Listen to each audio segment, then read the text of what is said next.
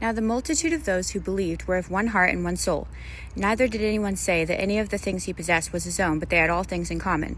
Nor was there anyone among them who lacked, for all who were possessors of land or houses sold them, and brought the proceeds of the things that were sold, and laid them at the apostles' feet, and they distributed to each as anyone had need.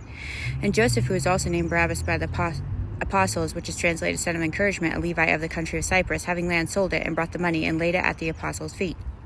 But a man named Ananias, with his wife Saphira, sold a piece of property, and with his wife's knowledge he kept back for himself some of the proceeds, and brought only a part of it, and laid it at the apostles' feet. Then Peter said, Ananias, how is it that Satan has so filled your heart that you've lied to the Holy Spirit, and have kept for yourself some of the money you received for the land? And Ananias, hearing these words, fell down and gave up the ghost, and great fear came on all of them that heard these things. And the young men arose, wound him up, and carried him out, and buried him. And it was about the space of 3 hours after, when his wife, not knowing what was done, came in. And Peter answered unto her, Tell me whether ye sold the land for so much? And she said, Yea, for so much.